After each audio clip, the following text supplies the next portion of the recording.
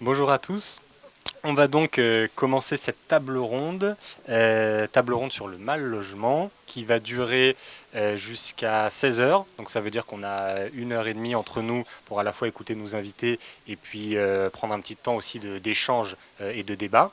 Alors nos invités, vous avez sûrement vu leur nom sur le programme, je le redonne quand même. Donc juste à côté de moi, j'ai Kevin Bemavaché, qui est militant marseillais dans le collectif du 5 novembre, qui est un collectif citoyen qui s'est monté après l'effondrement de l'immeuble rue d'Aubagne à Marseille, mais Kevin vous en parlera plus que moi. On a ensuite Manuel Domergue, qui est directeur des études de la Fondation Abbé Pierre, donc évidemment une fondation très engagée sur le sujet du mal logement. Et enfin, tout à la droite de la table, on a Christine Garnier, qui est, du coup il faut dire, vice-présidente à l'habitat, donc sur notre sujet, de la métropole de Grenoble. Donc on va essayer là pendant cette table ronde de croiser un petit peu ces points de vue qui sont à la fois des points de vue experts, militants, élus et j'espère aussi qu'on va essayer d'interagir un petit peu avec vous pour savoir, nous en tant que mouvement, la France Insoumise, que ce soit dans notre participation aux mobilisations sociales, que ce soit dans notre programme électoral, l'exercice du pouvoir dans les collectivités ou à l'échelle du pays, qu'est-ce que vous attendez de nous, comment faire pour régler ce problème, ce sujet central qui est celui du mal logement. Voilà, donc moi je me permets, avant de donner la parole à nos invités, de quelques mots d'introduction. Alors en me présentant aussi d'ailleurs, donc je m'appelle William Martinet. Donc, je suis militant à la France Insoumise et je participe aux deux livrets thématiques, celui sur le logement et celui de la lutte contre la pauvreté, qui sont les deux livrets qui ont participé un petit peu à l'organisation de cette table ronde. Donc je disais quelques mots d'introduction. Alors déjà, pour entre guillemets l'anecdote, les tables rondes sur le mal logement, je crois qu'on en a organisé au moins une pour chacun des amphis de la France Insoumise. Je crois que Manuel Domergue était peut-être là toutes, donc ça veut dire 3 ou 4, voilà, donc fidèle parmi les fidèles pour nous exposer le point de vue de la Fondation Abbé Pierre. Bon, mais je crois que c'est évidemment particulièrement légitime qu'un mouvement comme le nôtre, chaque année, remette ce sujet sur le tapis, puisque avec la question du logement, on parle d'un droit fondamental, accéder à un logement autonome, digne, adapté aux besoins des personnes et des familles. Dans notre vie, c'est la condition de tout le reste. Il n'y a pas d'émancipation sociale qui est possible sans bénéficier, sans que ce droit au logement soit un droit qui soit respecté. Vous savez, pour donner quelques chiffres, mais Manuel en donnera plus que moi peut-être après, mais c'est 12 millions de personnes qui sont mal logées aujourd'hui en France. Donc quand on parle du spectre du mal logement, c'est un spectre qui est extrêmement large, qui va des personnes qui sont sans abri, qui dorment sur le trottoir, jusqu'à des personnes qui vivent dans des conditions difficiles parce que leur logement est insalubre, parce qu'ils sont dans une situation de suroccupation, c'est-à-dire beaucoup trop de personnes comparé à la taille de leur logement. Donc cette question du mal logement, c'est un problème social majeur. Et évidemment, nous, en tant que mouvement politique qui proposons de changer la société, il est indispensable qu'on arrive à, dans notre programme, l'avenir en commun, à apporter des solutions structurelles et à faire que dans notre société, le droit au logement soit un droit qui soit respecté. Donc voilà, d'où le fait et que chaque année on en reparle et évidemment pour les prochains amphis de la France Insoumise, ce sujet reviendra aussi. Mais en même temps qu'on en reparle chaque année, il y a aussi chaque année des actualités différentes qui nous permettent d'aborder ce sujet du mal logement. Là, vous l'aurez deviné, l'actualité de cette année, c'est la question de la pandémie, c'est la question du confinement. On le dit sur plein de sujets, et je pense que c'est valable au moins autant que pour les autres sur le sujet du mal logement. La pandémie, la crise sanitaire, ça a été un révélateur des inégalités qui existent dans la société, dans notre rapport au logement, dans notre confrontation au mal logement. Puisque quand au moment du confinement, le mot d'ordre a été « restez chez vous », et on s'est rendu compte de quoi? D'abord de toutes ces personnes qui n'ont pas de chez eux, à qui on dit il faut rester chez vous pour vous protéger de la pandémie, mais qui sont des personnes qui vivent à la rue. Alors il y a eu évidemment les situations les plus caricaturales, c'est-à-dire des personnes sans abri qui ont parfois été verbalisées par la police, qui ont eu cette contravention parce qu'ils ne se confinaient pas dans le chez eux qu'ils n'avaient pas. Bon, heureusement, je crois que ces contraventions contre les personnes sans abri n'ont pas non plus été trop nombreuses, notamment du fait de la mobilisation du secteur associatif sur ce sujet, mais on voit ce type de réaction. Et puis, plus largement, il y a eu une autre réaction des pouvoirs publics qui a été du coup dans cette urgence de la pandémie d'enclencher des leviers supplémentaires pour mettre à l'abri les personnes sans abri justement. C'est des nuitées hôtelières supplémentaires qui ont été mobilisées, notamment des grands hôteliers qui avaient leur activité touristique stoppée par le Covid. Et là, c'est des chambres qui ont été utilisées pour mettre à l'abri des personnes qui vivaient dans la rue. Mais là aussi, avec le même problème qui est récurrent quand on parle du sans-abrisme, c'est qu'il y a des réponses d'urgence qui sont apportées ponctuellement, mais des réponses ponctuelles qui ne règlent pas le problème. Et là, preuve en est, on sort du confinement, on sort de l'état d'urgence sanitaire, et qu'est-ce qui se passe? Des milliers de personnes qui ont été mises à l'abri dans des hôtels réquisitionnés, là maintenant, l'hôtelier veut reprendre son activité commerciale classique, et donc explique qu'à partir de la rentrée, il va falloir remettre ces gens dehors, et franchement, pour l'instant, les pouvoirs publics n'ont pas de solution à apporter à ces personnes. Donc on est encore sur le sujet du sans-abrisme, dans cette caricature on a des réponses d'urgence pour réagir à l'émotion, mais on n'apporte pas de réponse durable. Et puis toujours, là je parlais d'inégalités face au mal logement qui ont été révélées par la crise sanitaire. Il y a aussi évidemment ceux qui ont un chez eux, mais je parlais tout à l'heure d'un logement qui n'est pas digne, d'un logement qui ne répond pas à leurs besoins. Et donc évidemment, je pense qu'on a tous en tête ce que ça peut vouloir dire quand on est dans un habitat insalubre, quand on est dans un logement suroccupé, y compris dans le parc social, ce que ça veut dire de devoir rester enfermé 24 heures sur 24 dans un logement de 10, 15, 20 mètres carrés quand on est une famille nombreuse avec des enfants. Donc il y a aussi toute une partie de la population, beaucoup dans les quartiers populaires, qui a été frappée par ça. Donc évidemment une violence en rapport au mal logement qui se cumule à d'autres violences, c'est-à-dire que c'est les mêmes à qui on expliquait qu'il fallait qu'ils aillent travailler, parce que quand vous êtes caissière, quand vous êtes employé ouvrier, il y a besoin de vous pour que la société tienne. Donc même en période de confinement, il faut prendre les transports en commun de Seine-Saint-Denis pour aller travailler dans le centre de Paris, avec tous les risques que ça comporte. On vous demande de faire votre boulot dans des conditions parfois de protection sanitaire qui sont pas toujours optimales. Et puis après, quand vous rentrez chez vous, vous êtes dans un logement qui est indigne, vous subissez ça, et si vous avez le malheur d'essayer de prendre l'air, vous pouvez avoir la BAC qui arrive dans le quartier et qui joue à donner des contraventions à ceux qui n'ont pas leur attestation, ou à même ceux qui l'ont, mais en y cherchant un prétexte. Enfin bref, voilà un exemple de violence supplémentaire qui est lié au mal logement. Donc on a eu cette actualité-là. Et moi, comme je le disais, je pense que notre réflexion, même si évidemment cette question de la crise sanitaire, c'est une porte d'entrée qui est très intéressante pour évoquer la question du mal logement, notre réflexion, elle doit être plus structurelle. Elle doit être de savoir comment on peut faire respecter ce droit fondamental qui est le droit au logement dans notre société. Donc vous le savez, la France Insoumise et son programme L'Avenir en commun a évidemment déjà des propositions qui sont fortes, que ce soit sur le parc de logements privés, que ce soit sur les logements HLM. J'en reparlerai peut-être un petit peu plus en conclusion de cette conférence. Mais bon, je crois que ce travail programmatique, c'est un travail qu'il faut qu'on continue à creuser. Donc du coup, d'où cette table ronde. Et puis, notre réflexion en tant que mouvement politique, elle ne se limite pas au programme, même s'il est très important. Il y a la question de comment est-ce qu'on applique ce programme. Et là, je crois qu'aussi l'éclairage d'élus qui ont été en responsabilité, qui ont eu à mettre en œuvre les choses, mais aussi l'éclairage d'acteurs du mouvement social, parce que je suis évidemment convaincu, comme beaucoup de militants insoumis, qu'une fois arrivé au pouvoir, l'élu et le politique ne peut pas seul réussir la transformation. Il a besoin d'un rapport, d'un lien au mouvement social qui est extrêmement important. Donc voilà, donc moi j'aimerais bien qu'on aborde tous ces sujets-là avec nos différents intervenants. Voilà, bon, j'en dis pas plus parce que j'ai dit que je ne serais pas trop long. Donc ce qu'on a proposé comme format, c'était 15 minutes par intervenant pour un premier tour de table. Et je vous propose du coup de laisser la parole à Manuel en premier pour peut-être nous faire un petit tour d'horizon de ce sujet du mal logement. Voilà, je te laisse la parole, Manuel. Merci William pour l'invitation. Bonjour à toutes et à tous. Effectivement, le sujet est très vaste. Je vais essayer de partager avec vous un peu quelques interrogations, constats, tentatives qu'on fait de manière récurrente avec la Fondation Abbé Pierre sur le thème du mal logement, quelles propositions mettre en place, comment convaincre la société, les autorités et les citoyens que c'est un sujet important et comment on fait pour essayer de résoudre ou en tout cas de faire reculer cette crise du logement. Et je vais essayer de partager avec vous toutes les limites, toutes les difficultés qui sont les nôtres. Si on n'en avait pas, ce serait réglé depuis longtemps. Tout d'abord, c'est que c'est un sujet qui en fait agglomère des tas de situations extrêmement différentes.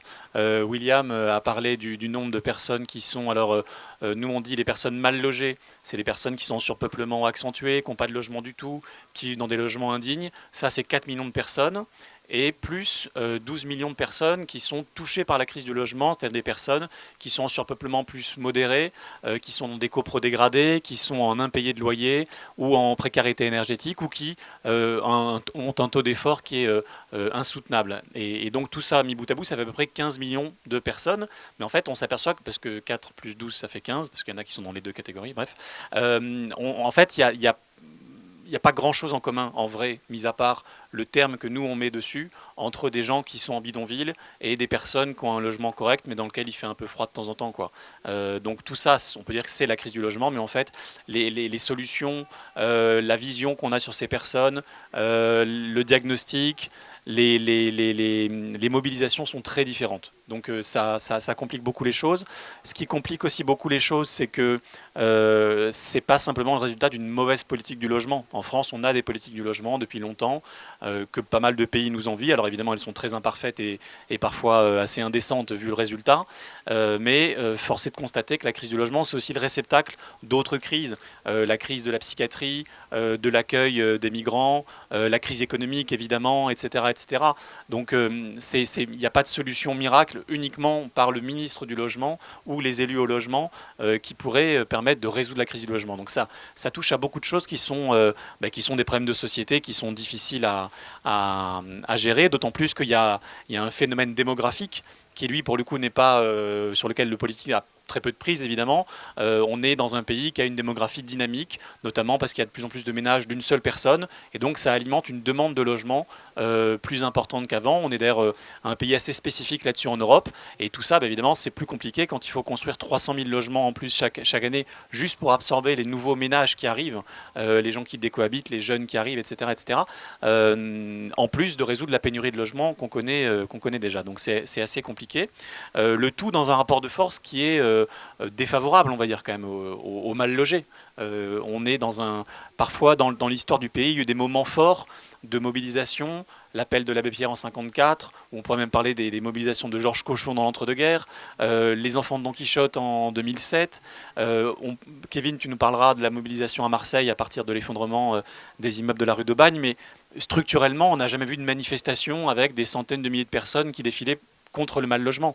Donc, de manière générale, les pouvoirs publics, quand ils ont à faire des arbitrages, le domaine du logement est rarement vu comme prioritaire parce qu'on ne sent pas derrière ça une foule, une opinion, des électeurs, un rapport de force qui serait prêt à bloquer le pays pour résoudre la crise du logement, pour aller vite. Donc c'est compliqué, mais ça veut dire qu'il faut créer des coalitions, qu'il faut établir des mots d'ordre, vendre des solutions, avoir des solutions, proposer des solutions. Déjà, c'est pas si simple. Évidemment, on en a quelques-unes, mais pas tout. Et quand on essaie de déconstruire un petit peu c'est quoi la crise du logement et les solutions face à ça, je vous propose de voir ça en plusieurs points, en fonction de la gravité, on va dire, du problème et de l'urgence, sachant qu'en fait, évidemment, tout est dans tout et on ne peut pas délimiter strictement les différentes formes de mal logement parce qu'il y a des imbrications et parce que une seule personne peut être dans plusieurs situations au même moment ou selon le moment de sa vie.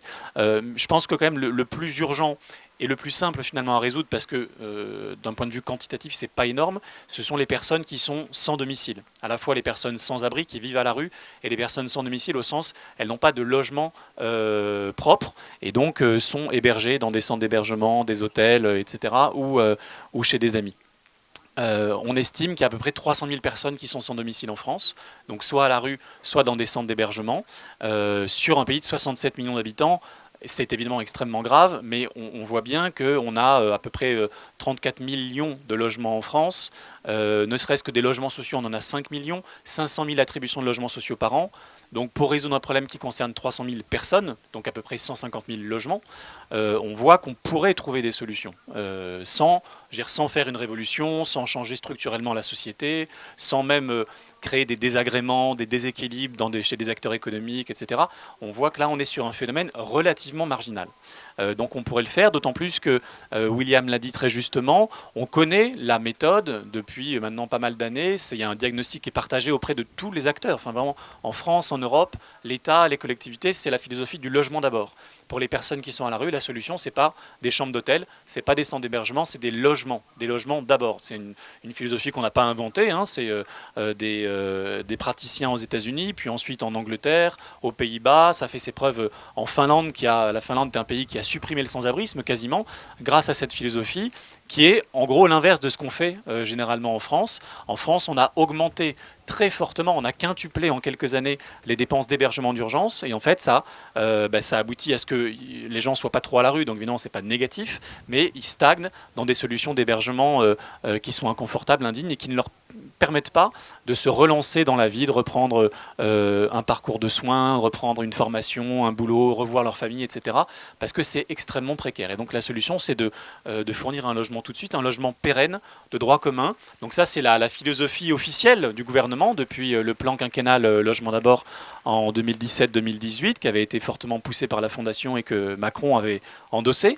Sauf que dans le même temps, ils ont fait à peu près l'inverse de ce qu'il fallait faire, c'est-à-dire qu'ils ont affaibli les deux outils majeurs en France qui permettent de faire du logement d'abord pour les personnes défavorisées, qui permettent d'avoir accès à un logement digne à bas coût pour les personnes qui ont des bas revenus, c'est les APL et le logement social. Et donc ils ont fait des coupes majeures dedans, à peu près 3 milliards d'euros de coupes par an dans ces deux secteurs. Donc évidemment, on peut difficilement demander au monde du logement social, par exemple, de réussir ce qu'on n'a pas réussi auparavant, de compenser tous les échecs des autres politiques avec moins d'argent et dans un moment en plus de crise économique où il y a beaucoup de gens qui tapent à la porte, en plus des sans-domicile, pour avoir un logement social. Donc ça, on sait à peu près comment il faudrait faire. Il faudrait booster les expériences qui marchent, un chez-soi d'abord, qui a fait ses preuves pour les personnes qui sont le plus loin, les plus éloignées du logement, avec des troubles psychiatriques, avec des grands parcours d'errance pendant des années.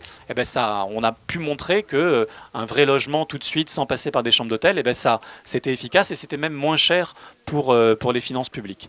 Ça veut dire avoir un effort quand même qui n'est pas facile à faire passer politiquement, mais qui est faisable, sur les attributions de logements sociaux, les recentrer, une partie d'entre elles, évidemment pas toutes, sur les personnes qui sont sans domicile, un accompagnement beaucoup plus fort et respectueux des personnes, accompagnement social, pour les aider dans leur démarche, mobiliser les bailleurs privés également, pas forcément une majorité des logements privés locatifs qui tournent, mais une toute petite fraction dans chaque ville qui a des problèmes de sans-abrisme, permettrait de compléter évidemment les insuffisances numérique du parc social. Après, sur le papier, on saurait faire. Évidemment, en pratique, c'est toujours plus compliqué. Et puis, ça nécessiterait aussi quand même d'affronter deux problèmes qui sont vraiment pas compliqués, en fait, techniquement à affronter, mais qui sont très sensibles politiquement, mais qu'on pourrait penser une majorité nouvelle en 2022 pourrait réussir rapidement et facilement. C'est la régularisation des sans-papiers.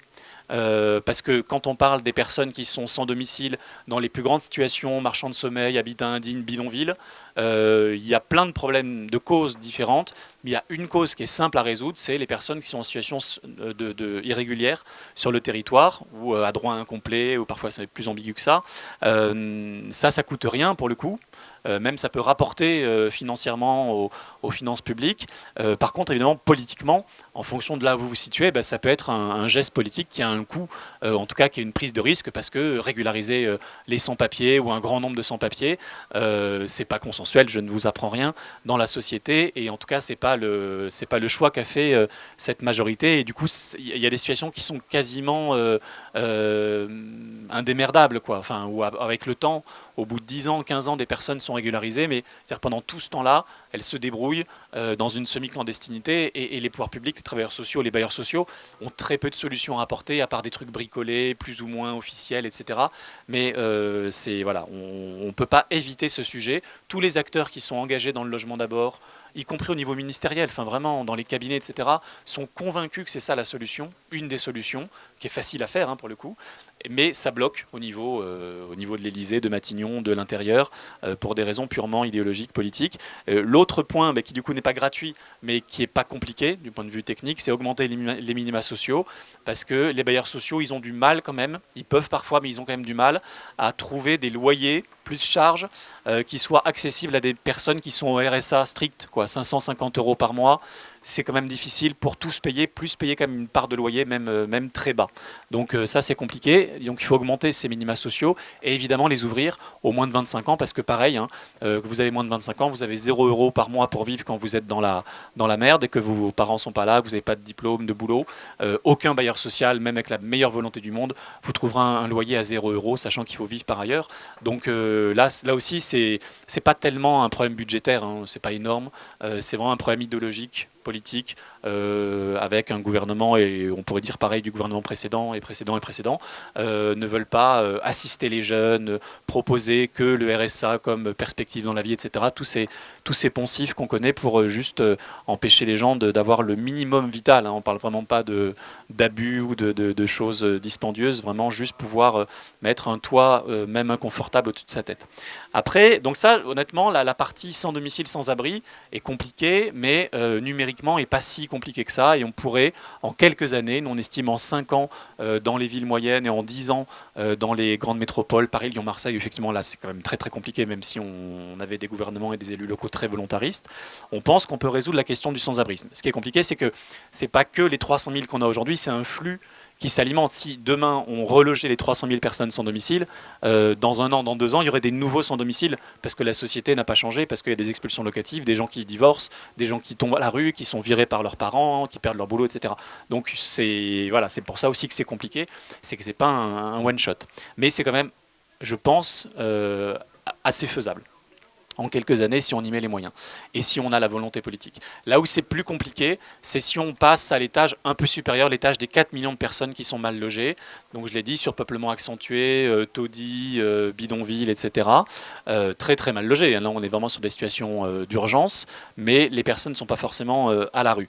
Là on connaît des solutions, des politiques qui marchent, il y a plein de collectivités qui les mettent en place, il n'y a pas de solution miracle, mais il y a des solutions qui existent. Le problème c'est qu'elles coûtent cher, elles coûtent cher à l'échelle de ce qu'on est prêt à leur consacrer aujourd'hui, mais bon évidemment ce sont des choix financiers, donc c'est jamais des choix qui sont indolores. On a des opportunités, je pense, pour réussir avec deux événements en particulier. Le premier événement, c'est les effondrements de la rue d'Aubagne à Marseille, où pour la première fois depuis, on va dire, 10 ans, la question de l'habitat indigne a vraiment été mise sur le devant de la scène et où il y a eu des mobilisations populaires. Donc là, Kevin va vous en parler. Et ça a mis une vraie pression. On a vraiment parlé massivement dans les médias pourquoi il y a des logements indignes, qui est responsable, les marchands de sommeil, l'inaction des élus, qui sont parfois même marchands de sommeil. Enfin bon. Donc il s'est passé des choses. Il y a eu des promesses qui ont été faites. Aujourd'hui, on est très très très très loin du compte, mais il y a une prise de conscience.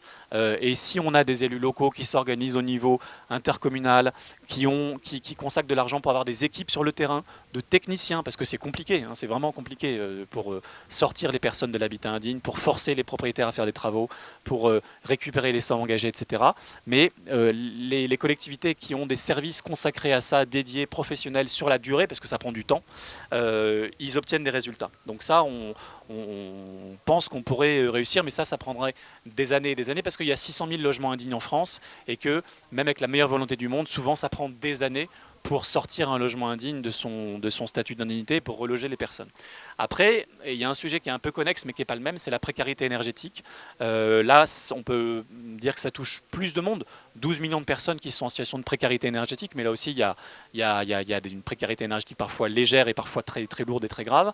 Là où on a une opportunité politique, c'est que là, maintenant, c'est le sujet, quoi. Enfin, en termes de logement, la nouvelle ministre du Logement, Emmanuelle Wargon, je pense qu'elle a fait une croix sur les sans-domicile, elle va faire ce qu'elle peut sur l'habitat indigne.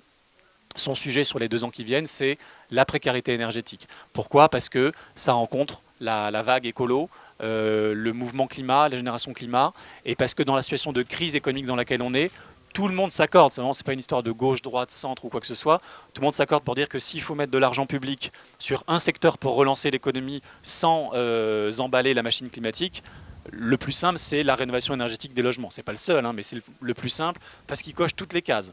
C'est bon pour la santé, c'est bon pour l'emploi, c'est bon pour la qualité des logements, c'est bon pour la qualité de vie, le confort des personnes. Enfin bref, c'est tout parfait.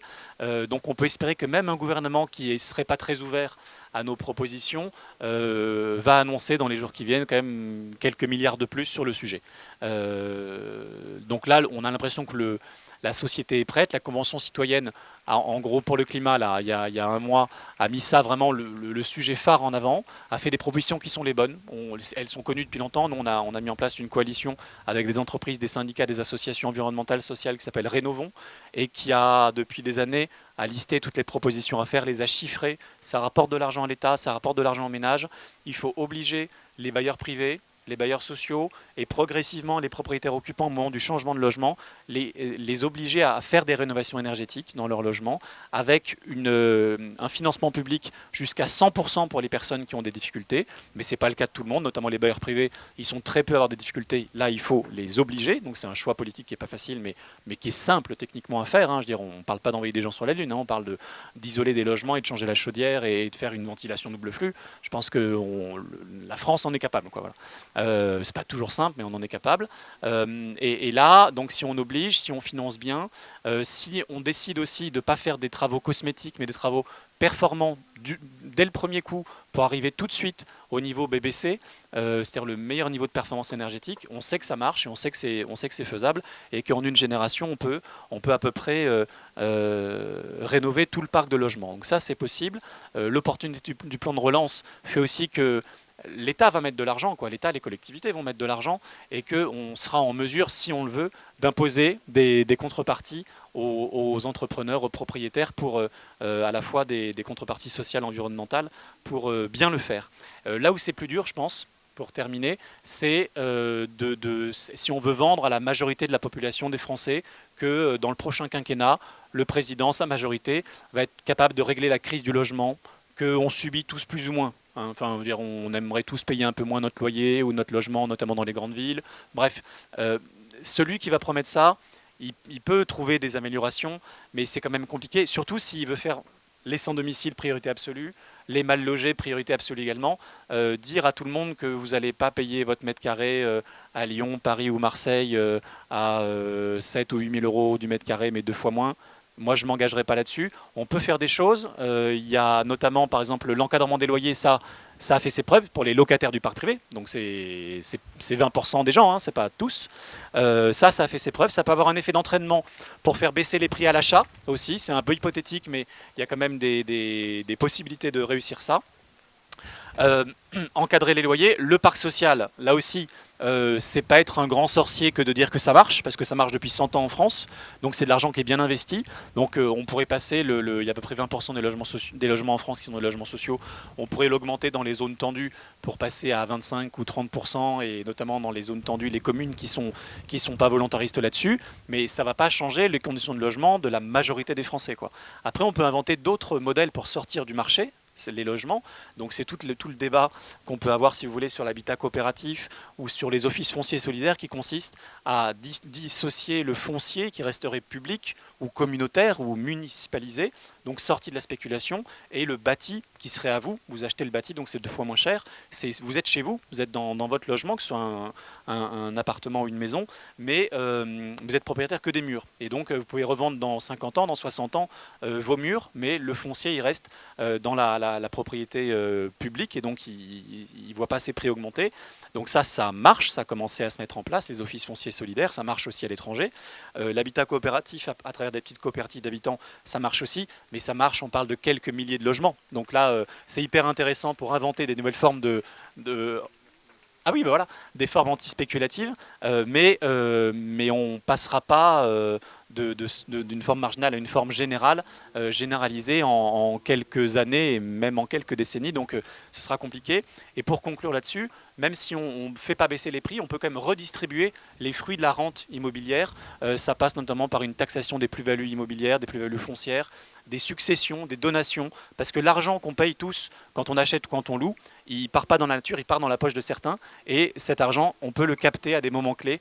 Les transactions, les successions, les donations, ce serait vraiment une justice sociale. Ce n'est pas des mesures simples à faire passer dans l'opinion publique. Et pour conclure, promis, c'est que toutes ces bonnes idées qu'on peut débattre, elles se heurtent quand même à pas mal de limites et de difficultés.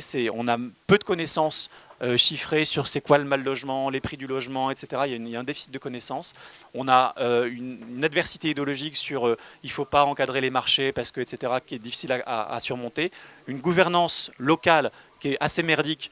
Peut-être Christine pourra en parler, où tout le monde fait tout dans les questions du logement et donc quand on veut agir, vous venez d'être élu quelque part, vous voulez agir, il faut convaincre 7 ou 8 interlocuteurs publics et privés différents, donc c'est quand même très compliqué. Et puis on manque d'argent pour, et c'est une politique qui coûte de l'argent quand même grosso modo, accompagner les gens, produire, rénover, ça coûte de l'argent quoi qu'on fasse et donc il faut en trouver et c'est pas évident. Et Kevin pourra sans doute mieux le dire que moi, il y a un rapport de force avec des mal logés qui sont invisibilisés, qui sont peu écoutés, qui sont discriminés, parce que je pense que la question du mal logement, elle est fortement connectée à la question du racisme en France, et que si on veut affronter ça, il faut aussi affronter cette question-là, et c'est pas la plus facile. Voilà, je m'arrête là, merci. Merci Manuel. Christine, je t'en prie.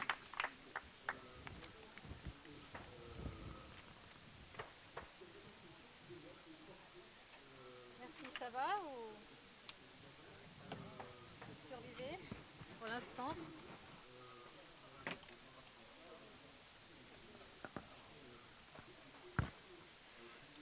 Bonjour à toutes et à tous. Donc, comme on l'a dit tout à l'heure, je m'appelle Christine Garnier. J'étais dans le mandat municipal précédent, donc qui vient de se terminer, vice-présidente à l'habitat et à la politique foncière de la métropole de Grenoble. Donc je suis toujours une élue de Grenoble et je ne suis pas une élue LFI, je suis Europe Écologie Les Verts, mais donc dans une majorité avec la France Insoumise et d'autres aussi. Et on a bien pu travailler ensemble sans difficulté, et notamment sur ces questions d'habitat, logement et toutes les questions sociales qui sont prégnantes à Grenoble comme ailleurs. Alors, juste, William, tu pourras me dire quand j'ai plus que 2-3 minutes? Parce que je suis un peu bavarde quand même, comme beaucoup d'élus. Juste pour vous dire d'où je parle, la situation de Grenoble en termes de logement. Donc Grenoble, c'est une commune de 160 000 habitants dans une métropole de 450 000. Donc, vous voyez, il y a pas mal d'autres métropoles qui sont de la même taille en France. C'est une métropole plutôt riche, mais qui a, comme ailleurs, des quartiers, des communes avec de la pauvreté. C'est une métropole où il y a environ 17 000 demandeurs de logement social, mais quand on dit demandeurs, ça inclut aussi les demandes de mutation. Et donc, sur les 17 000, il y a environ 8 000 demandes d'accès au logement. Et on parle toujours de ce nombre de demandeurs, mais il faut comparer par rapport au nombre de logements sociaux. Il n'y en a que 50 000 en fait, que 50 000 dans une métropole de 450 000 habitants. Et on arrive à construire, à produire à peu près 1200 logements sociaux nouveaux par an, avec 8000 demandes en attente. Donc le temps d'attente, comme ailleurs, comme souvent, il est d'environ 2 ou 3 ans. Il peut être beaucoup plus court selon l'urgence, selon les choix d'attribution qui sont faits.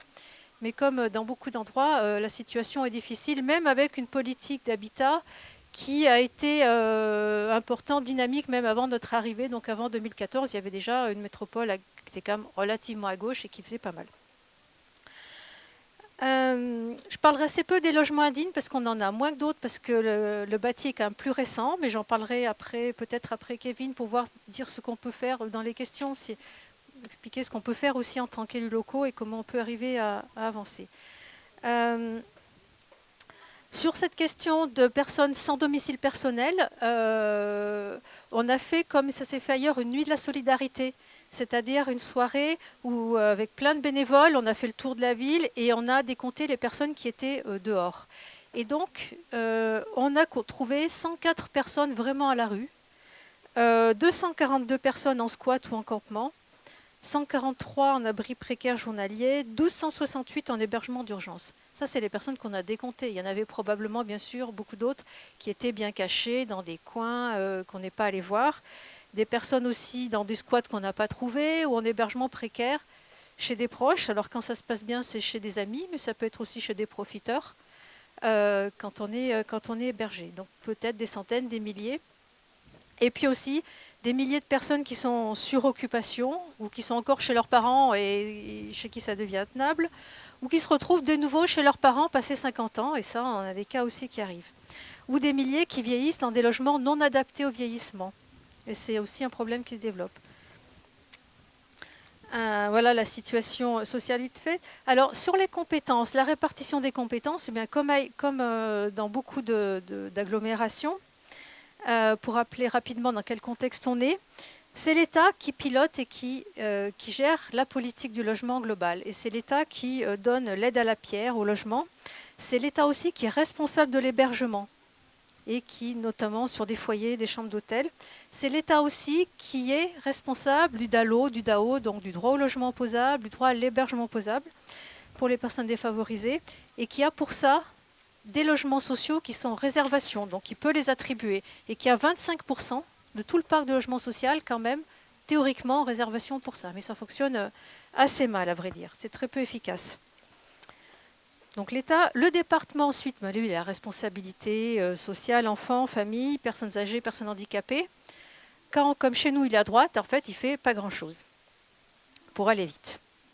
Ensuite, on a les communes. Alors les communes restent responsables très souvent de l'aménagement. Alors dans certaines métropoles, c'est passé à la métropole. Chez nous, ça reste beaucoup dans les communes. L'aménagement, ça veut dire tous les projets de construction, etc., de logement. Elles sont responsables des permis de construire. Sur notre aglo, mais sont dans d'autres beaucoup aussi. Elles sont responsables surtout du respect de la loi SRU, les fameux 20 ou 25% de logements sociaux. Et elles ont les compétences sociales, sécurité des habitants, etc. Voilà. Et les métropoles dans tout ça. Mais les métropoles, elles sont responsables de la politique de l'habitat, donc le programme local de l'habitat, de l'urbanisme aussi qui permet de jouer, les PLU, PLUI. Elles aménagent les grandes ZAC, mais elles sont souvent délégataires de l'aide à la pierre, donc pour construire les logements sociaux. Et elles sont compétentes en résorption de l'habitat insalubre. Mais vous voyez qu'elles sont censées être compétentes, mais elles dépendent de tous les autres. Et on en parlera peut-être aussi tout à l'heure de la répartition des compétences, qui est en fait très séparée, qui font que les métropoles ont cette compétence, mais elles n'ont aucune police, au sens de police, de police pour régler vraiment les problèmes vis-à-vis de la justice quand il y a des gros problèmes. Donc, elles dépendent de tous les autres. Donc, il y a un émiettement qui fait que tout ça est très peu efficace. C'est que effectivement, pour bâtir le moins de projets, il faut aller travailler avec tout le monde. Il faut l'accord du maire, même s'il est à droite. Il faut quand même arriver à obtenir 3 sous du département, même s'il est à droite. Et il faut titiller le préfet, les services de l'État pour obtenir de l'argent. Voilà pour le contexte. Sur l'hébergement, qu'est-ce qui se passe pour le problème de ces personnes à la rue dont je parlais tout à l'heure, mais Manuel l'a dit un petit peu. On a une espèce de dispositif en escalier. C'est-à-dire que les personnes qui sont à la rue, quand tout va bien, elles arrivent à avoir un hébergement d'urgence, donc dans un foyer. Et puis au bout de quelques temps, on estime qu'elles sont capables d'aller dans le logement et on les met en hébergement d'insertion d'abord. Parce qu'on s'estime qu'elles vont pouvoir s'insérer. Et puis ensuite, quand elles sont vraiment capables d'aller dans le logement certifié, ce qu'on ne sait pas faire, elles ont droit au logement social. Il y a de nombreux dispositifs, il y a beaucoup d'associations. Tout ça est très lourd, cher et en fait compte très peu efficace. Et donc, c'est donc pour ça que le dispositif donc Logement d'abord, donc, qui venait donc, qui existait déjà ailleurs, a été lancé. Et lancé par l'État Macron. Hein.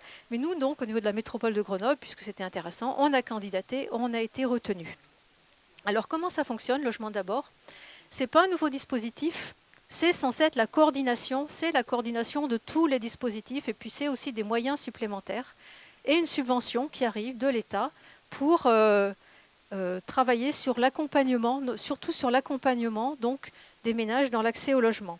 Et ça part du principe qu'en fait, on ne sait pas déterminer la fameuse capacité à aller dans un logement. C'est-à-dire que quand c'était déterminé par les travailleurs sociaux, en fait, malgré toute l'estime qu'on peut avoir pour les travailleurs sociaux, et il y en a probablement parmi vous, souvent c'est très difficile et ils se plantent. Donc, ça part du principe que tout le monde est en capacité d'aller dans un logement, sans passer par un foyer, mais qu'il faut l'accompagner et qu'il faut déterminer un accompagnement adapté aux besoins de la personne ou du ménage. Et pour ça, il faut faire travailler tout le monde ensemble, l'État, le département, les communes, avec un pilotage de l'intercommunalité. Et c'est fondé donc sur cette capacité des personnes à être dans un logement, c'est fondé aussi sur le choix, sur la libre participation des personnes. Parce qu'il ne faut pas oublier que certaines personnes ne sont pas décidées, préfèrent rester à la rue, notamment que d'aller dans un foyer, mais même d'aller dans un logement. Donc il y a quelquefois un travail à faire aussi pour qu'elles fassent la démarche d'elles-mêmes d'aller dans un logement. Donc l'objectif, c'est donc de proposer une solution complète, un logement et un accompagnement qui soit adapté aux besoins. Alors, on est parti donc sur ce dispositif. On s'est fixé un objectif de 300 logements par an rendus disponibles et pour des personnes, des ménages qui étaient donc à la rue. Alors, l'observation montrait ensuite qu'en fait, les besoins, ils étaient de 400 d'ailleurs. Vous voyez, 400 pour l'agglomération de 400 ménages pour une agglomération de 400 000 habitants, c'est-à-dire 450 000 habitants, c'est-à-dire à peu près 200 000 ménages. C'est tout petit, en même temps, c'est quand même des enjeux importants. Alors, qu'est-ce qu'il faut pour mettre en place et pour arriver à avoir des solutions? D'abord, il faut des toits. Il faut un toit. Donc, comment est-ce qu'on fait pour avoir des toits pour ces personnes qui sont à la rue? Il faut des logements et d'abord, il faut beaucoup construire ou créer des logements sociaux, mais plutôt des logements très sociaux. Donc, déjà des logements sociaux globaux. Alors, on peut agir en tant qu'élus locaux. On peut, dans les PLU, réserver des fonciers pour des opérations 100% sociales ou avec une part minimale de logement social. Et s'il n'y a pas cette part, eh bien, le permis de construire ne peut pas être signé, aucun projet ne peut être fait. Ça, c'est simple et ça peut se faire et ça se fait dans certains endroits. On peut aussi accompagner, aider en préemptant des biens quand ils sont vendus, des terrains ou des bâtiments pour les revendre ensuite à des bailleurs sociaux et faire des logements sociaux. Et puis les métropoles, les intercommunalités, je le disais, elles donnent l'aide à la pierre, elles accompagnent, elles soutiennent les bailleurs sociaux qui, eux, construisent des logements sociaux et également accompagnés en général par la commune. Donc des logements sociaux, on peut arriver à en faire, c'est pas simple, mais il y a des moyens et c'est possible. Et nous, on est sur un rythme d'à peu près 1000 à 1200 logements sociaux nouveaux par an, qui est quand même important. Mais ce qu'il faut, c'est surtout des logements très sociaux. Comme on le disait tout à l'heure, quand on est au RSA, quand on est au minimum vieillesse, quand on est à l'AAH, on ne peut payer qu'un petit loyer. Donc il faut faire des logements très sociaux, ce qu'on appelle les PLAI, qui ont un loyer d'environ 5 € par mètre carré par mois. Donc ça fait donc 250 € pour un petit appartement de 50 mètres carrés. Et donc ça peut être couvert entièrement par l'APL. Donc on a décidé, c'est fait, de faire environ 30, 35 et d'aller vers 40% de PLAI dans la part de tous les nouveaux logements sociaux de manière à répondre à ces demandes. Et notamment dans les communes qui étaient en retard sur le logement social, puisque c'est là où il y avait le plus de besoins. Donc ça c'est possible et on l'a fait. On l'a mis d'abord dans le PLH, le programme local de l'habitat, et ça a été donc appliqué dans le PLU intercommunal. Donc ça c'est le logement social des bailleurs. Mais ça ne suffit pas. Donc on a travaillé aussi sur les conventionnements privés.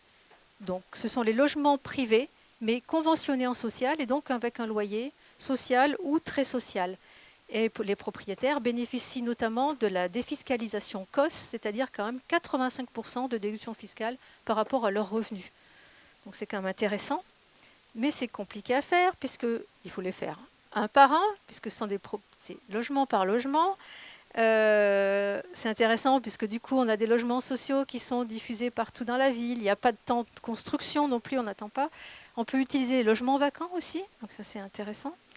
Mais c'est quand même difficile à faire en nombre, puisqu'il faut donc travailler un par un, il faut décider les propriétaires, parce que même avec la défiscalisation, ils gagnent moins que s'ils louaient sur le marché souvent. Et donc ce qu'on a pu arriver à faire, c'est seulement d'obtenir une vingtaine par an sur l'ensemble de la métropole. Vous voyez que c'est quand même limité. Là, actuellement, juste avant de partir, j'ai fait voter une nouvelle aide financière de 8 000 € par propriétaire qui loue donc avec un loyer très social. Donc on va voir ce que ça donne et si la future majorité de la métropole continue ses actions et maintient ses aides. Là, on a parlé de logement social ou social privé. Dans le logement d'abord, ce qui est fait, c'est qu'il y a deux possibilités. On peut être soit directement locataire, titulaire du bail. Il y a la possibilité aussi de mettre en place un bail glissant, c'est-à-dire c'est une association à but social qui prend en charge le bail et qui héberge le ménage. Et puis, au bout de quelques temps, quand le ménage arrive à avoir du travail, a mis en place les moyens, elle peut devenir titulaire du bail sans changer de logement, et donc sans changer de quartier, sans changer d'école pour les enfants, sans perdre tous ses repères. Ça, c'est essentiel aussi, c'est quelque chose qui permet d'aider à l'insertion. Il te reste 2 minutes, Christine. Merci. J'accélère. Donc, le travail a été fait aussi, malgré tout, sur le logement d'abord. Il faut continuer à travailler sur l'hébergement. Donc, ça, je garde pour les questions si vous voulez. Mais on a aussi travaillé sur des conventionnements de squat, sur notamment pour les personnes avec droit minoré, comme on dit, c'est-à-dire les déboutés du droit d'asile, qui n'ont pas droit d'avoir un vrai bail, mais on trouve des solutions. Dans le logement d'abord, j'ai parlé des logements. Je voudrais insister sur le fait qu'il faut aussi de l'accompagnement. C'est-à-dire que ça ne suffit pas de donner aux personnes, aux ménages, un toit. Il faut aussi leur donner les moyens de pouvoir gérer leur logement et donc mettre en place l'accompagnement qui est nécessaire et qui est adapté. Alors, qu'est-ce que c'est l'accompagnement ? Eh bien, c'est déjà peut-être apprendre aux personnes, voir comment elles peuvent accéder à la santé déjà pour pouvoir rester dans le logement, donc mettre en place les droits à la santé. C'est l'aide à la scolarisation des enfants, accompagner pour que les enfants se scolarisent. Puis c'est bien sûr l'aide à la gestion du logement, obtenir toutes les aides financières auxquelles elles ont droit, puis comment on gère son budget, comment on obtient, comment on prend les abonnements à l'eau, etc., comment on gère tout ça, et puis comment on va vers l'emploi aussi, donc de l'accompagnement à l'insertion dans l'emploi, et en passant assez souvent aussi par l'alphabétisation ou l'apprentissage du français quand c'est nécessaire. Donc c'est ça, l'accompagnement adapté aux besoins de la personne et qui peut être très fort au début, puis qui peut être progressif ensuite, s'espacer dans le temps à mesure que les personnes commencent à être autonomes. Pour ça, il faut travailler sur les pratiques, et un des moyens qu'on a utilisé, c'est d'employer des travailleurs pairs, c'est-à-dire des personnes qui ont connu la rue et qui vont faire cet accompagnement social en parlant aux personnes avec les mots qu'elles connaissent mieux, avec leur expérience, et le message passe évidemment beaucoup mieux que quand c'est un autre travailleur social qui leur parle. Ça, c'est vraiment important, l'accompagnement, parce que voilà, une personne qui était à la rue pendant des mois et qui se retrouve dans un logement, mais il faut tout simplement lui permettre d'avoir un peu de vaisselle, il faut tout simplement qu'elle ait 2-3 meubles, il faut tout simplement qu'elle ait 2-3 moyens, et ça, on n'est pas forcément préparé, et donc il y a un accompagnement qui est fait sur ces choses toutes simples, comme aller dans les associations, solidarité, récupérer des meubles et le matériel, etc., et puis ensuite, la suite, gérer son budget, etc., toutes ces questions. Et puis c'est aussi la gestion, l'accompagnement des familles, par exemple, pour les questions de voisinage. Quand on arrive dans un logement, il faut apprendre qu'il ne faut pas faire de bruit, qu'on descend ses poubelles, etc. Alors, pour arriver à la conclusion, avec tous ces moyens et ces 300 ou 400 000 euros qu'on a eu de subvention de l'État par an là-dessus, on a des moyens totaux qui sont de 10 personnes, 10 équivalents temps plein. Et on est après un an et 12 commissions, de cette commission pluridisciplinaire dont j'ai parlé, qui définissent l'accompagnement adapté et puis qui trouvent le logement aussi parmi toutes les possibilités. On a 119 situations qui ont été étudiées.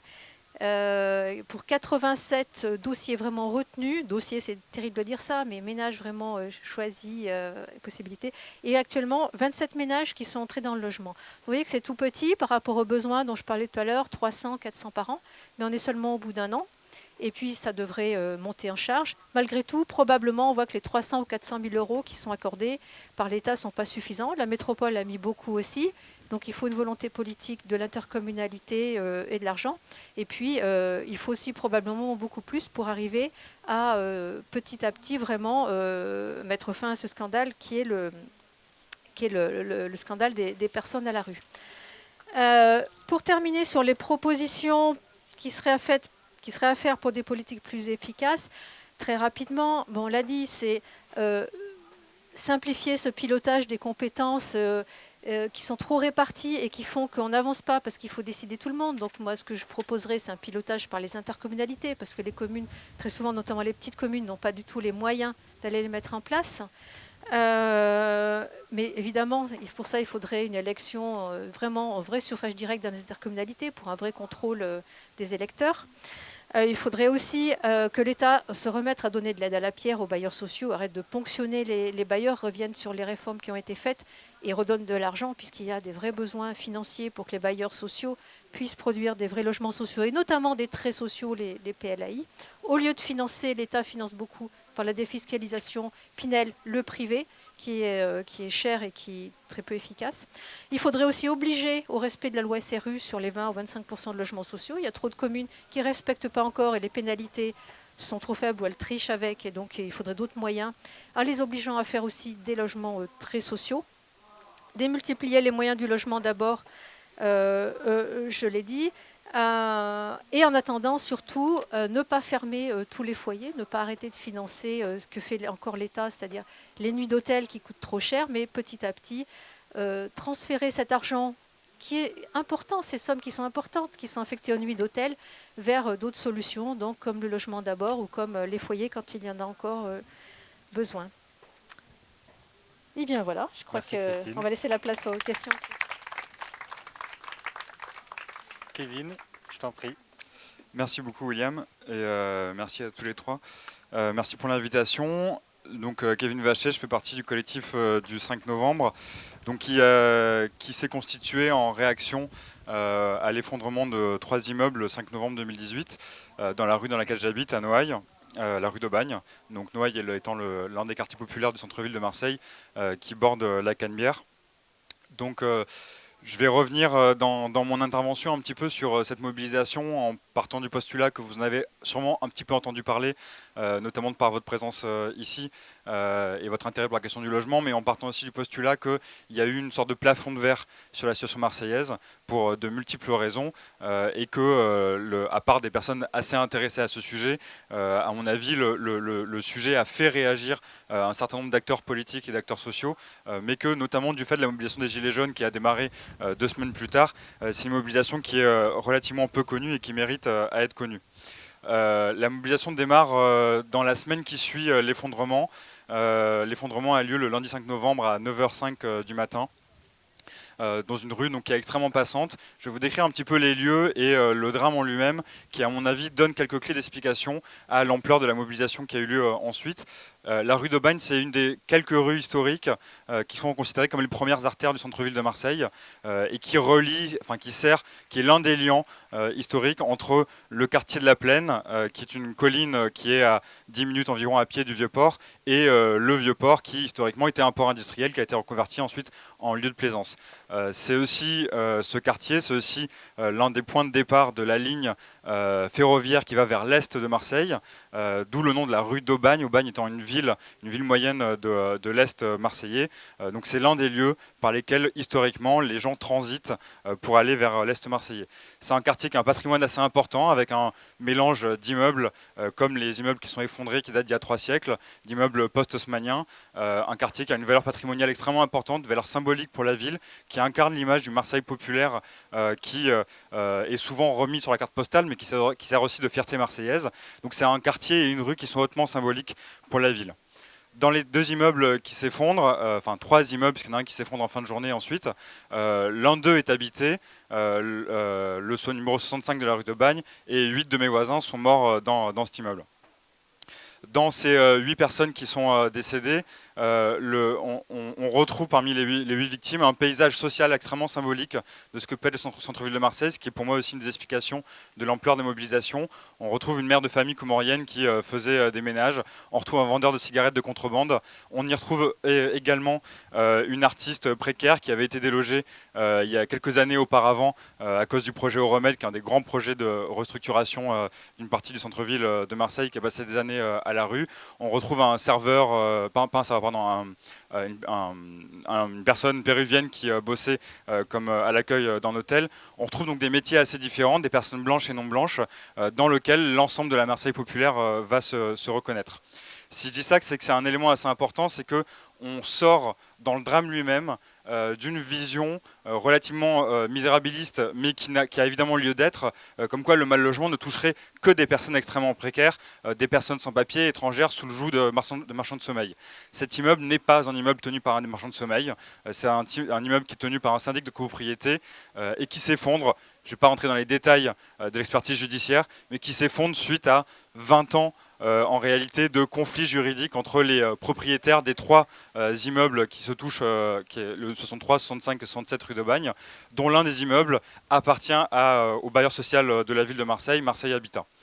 Donc on a des situations qui sont loin d'être des situations de marchands de sommeil et des populations, des victimes qui sont loin d'être l'image de la face immergée évidemment la plus grave et la plus précaire de ce qu'on connaît du mal logement. C'est quelque chose qui est assez important pour comprendre que derrière ça, l'ensemble de la ville va s'identifier. Il y a un deuxième élément qui fera l'ampleur de la mobilisation et cette identification, c'est les évacuations qui vont avoir lieu. Et la crise du mal logement de Marseille n'est pas que liée au drame et aux victimes, elle est liée au fait qu'à l'heure actuelle, on atteint quasiment les 5000 personnes qui ont été délogées de leur bâtiment en moins de 2 ans. 5000 personnes, non pas dans le quartier de Noailles, il y a entre 800 et 1000 personnes dans mon quartier qui ont été délogées. C'est pas le quartier le plus touché, par ailleurs la Belle de Mai, qui est aussi connue pour être le quartier le plus pauvre d'Europe, est plus touché que Noailles.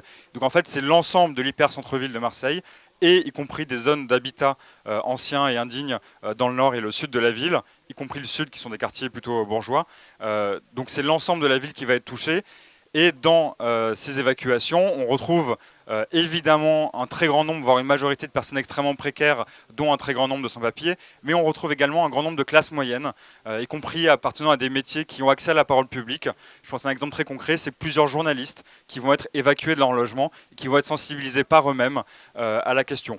Un autre exemple très concret, c'est un des meilleurs potes de du directeur de cabinet de la préfète déléguée à l'égalité des chances, qui est lui-même évacué. Et c'est le directeur de cabinet qui nous en parle un jour. Et on voit qu'à ce moment-là, son pote vient d'être évacué et qui considère la question un petit peu différemment.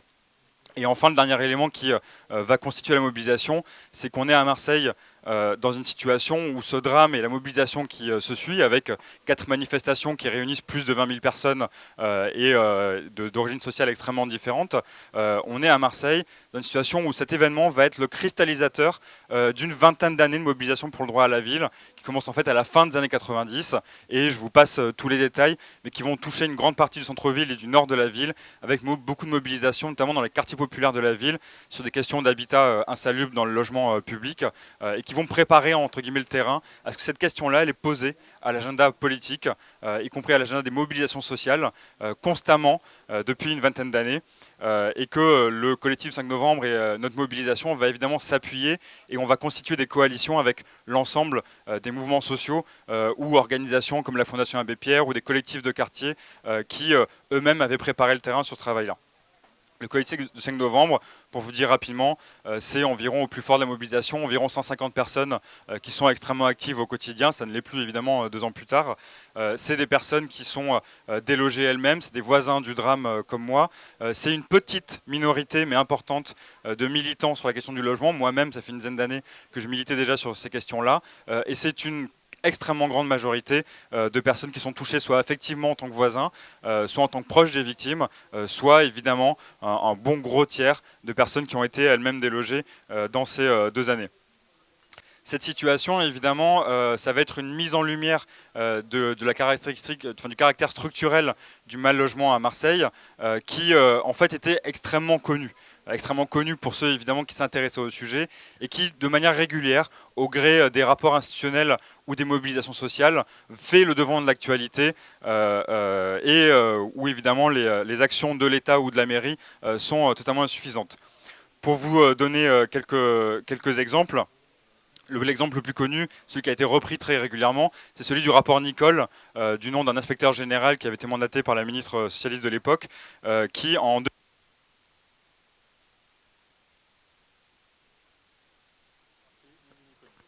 rapport Nicole, donc 2015.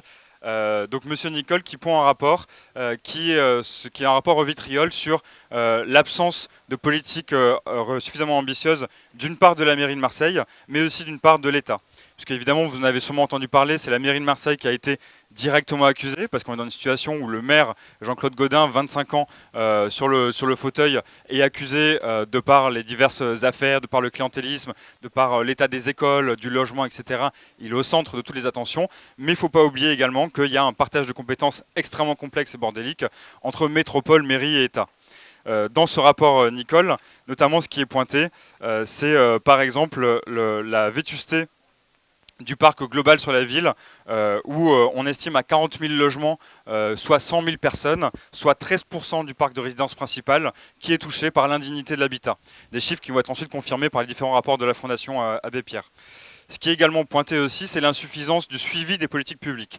Car il serait un petit peu injuste de dire que les politiques publiques n'ont pas existé, elles ont existé, mais elles n'ont pas été suivies et pas été appliquées. Un exemple, en 2008, la mairie de Marseille met en place une opération d'amélioration de l'habitat qui a pour but d'éradiquer l'habitat indigne et cible 500 immeubles qu'il faudrait traiter dans le centre-ville indigne. Le rapport Nicole met en lumière que seulement 207 de ces immeubles, donc entre 2008 et 2015, ont été traités. C'est-à-dire des décisions politiques parfois prises, mais non suivies d'actions en réalité. Un dernier exemple qui est apparu grâce aux enquêtes, aux superbes investigations que beaucoup de journalistes ont fait après les effondrements, c'est le marché à bons pour des travaux d'office. Qu'est-ce que c'est? C'est que quand un propriétaire ne fait pas les travaux qu'il doit faire pour réparer son bâtiment, la mairie peut se substituer et faire des travaux à sa place. Ça s'appelle les travaux d'office. Et pour le faire facilement, les mairies peuvent faire des marchés à bons de commande, c'est-à-dire qu'elles font un marché avec une entreprise sans dire le nombre de travaux à faire, mais elles peuvent l'utiliser lorsqu'il y a des travaux à faire. Et en 2014, la mairie de Marseille vote un budget de 2 millions d'euros pour étudier la mise en place de ces travaux qu'elle ne va jamais utiliser. Il y a seulement une dizaine de travaux qui ont été travaillés, réfléchis, mais qui n'ont pas été mis en œuvre. Et d'ailleurs, depuis l'effondrement, on a cessé de réclamer ce type de travaux d'office et on a obtenu 3 par la mobilisation seulement. Donc les moyens de coercition, y compris les dispositifs votés par les municipalités, qui ne sont pas mis en œuvre. Et je le disais, ce n'est pas seulement une question de municipalité, c'est également une question plus partagée d'absence d'action politique de la part des diverses institutions. On a une métropole qui se met en place de plein pied en 2016, qui rechigne, alors dans des délais très courts en effet, mais qui rechigne à agir réellement.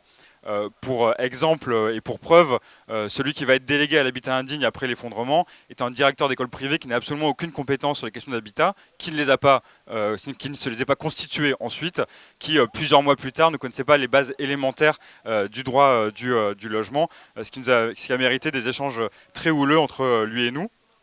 Et puis l'État, évidemment. Un exemple qui était aussi pointé par le rapport Nicole, c'était l'absence du côté de la préfecture, de l'ARS ou de la justice de moyens réels pour suivre les dossiers. Et pour vous donner un exemple très concret, le CODERS, qui est la commission qui s'occupe au niveau départemental d'instruire les dossiers d'insalubrité, donc de regarder s'il y a des logements qui sont dangereux pour la santé des gens, au niveau départemental, cette commission-là, qui dépend de la préfecture, elle traite 10 logements par an à l'échelle du département des Bouches-du-Rhône. Vous pouvez bien imaginer que c'est impossible de traiter correctement l'insalubrité et le mal logement avec des moyens comme ça. Et puis enfin, la situation a été connue aussi, et c'est ce qui va m'approcher de ma conclusion. Je ne sais pas combien de temps ça va. Enfin aussi, beaucoup d'expertises citoyennes qui sont extrêmement importantes.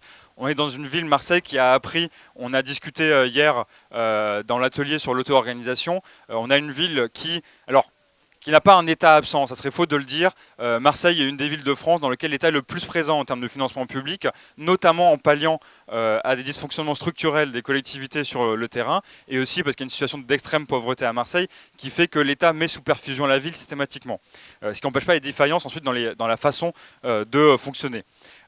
Mais face au fait qu'il y a des dysfonctionnements permanents des diverses institutions et une classe politique constamment dénoncée, depuis très longtemps, les associations et les collectifs ont travaillé à constituer une véritable expertise citoyenne, une expertise habitante au quotidien et à pondre par nous-mêmes des rapports.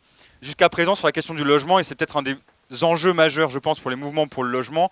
Il s'agissait d'expertises très techniciennes, beaucoup menées par des citoyens, mais en grande partie des universitaires, urbanistes, sociologues. Je suis moi-même sociologue, donc j'ai aucune méchanceté en disant ça, évidemment, mais qui avaient peut-être du mal, on avait peut-être du mal, nous aussi, à rendre ces questions-là concrètes et humaines. Le drame du 5 novembre a fait que cette question a été profondément réhumanisée, et ce qui change fondamentalement, ce que tu disais, Emmanuel, c'est qu'on a pour la première fois, je crois, dans l'histoire de France, mobilisation d'une telle ampleur sur la question du logement au niveau local.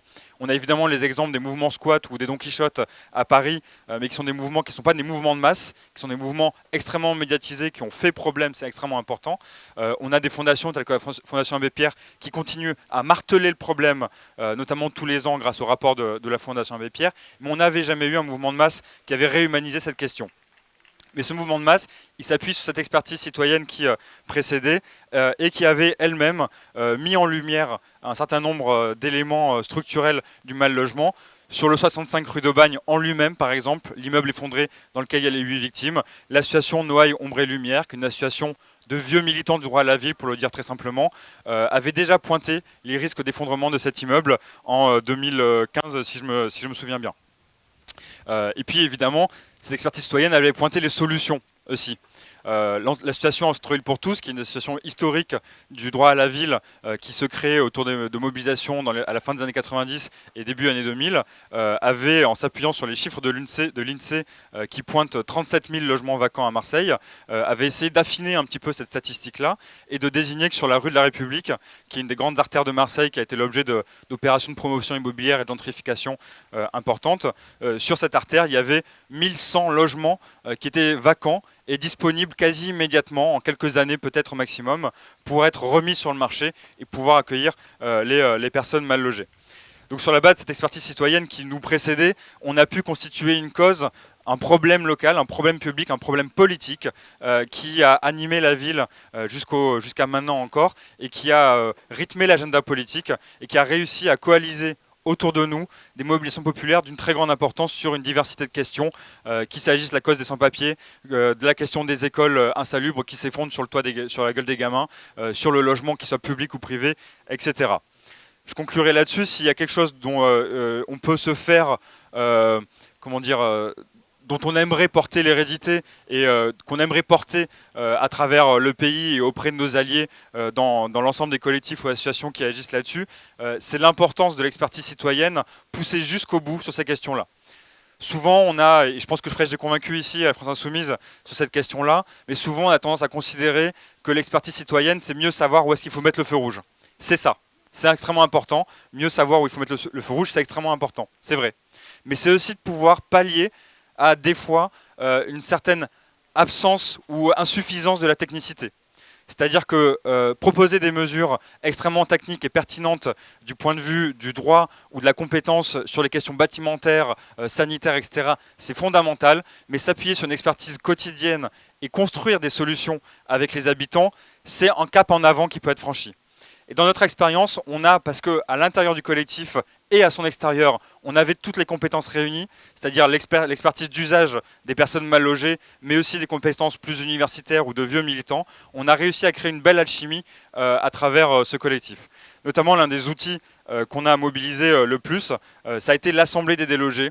On a constitué très rapidement pour pallier au fait que être dans l'activisme systématique, c'est pas simple quand on vient d'être délogé, évacué de son bâtiment. On a créé une assemblée mensuelle où les personnes concernées se réunissaient avec des militants pour réfléchir à partir des problèmes que les personnes rencontraient, à des stratégies de mobilisation d'une part, mais aussi aux solutions très concrètes.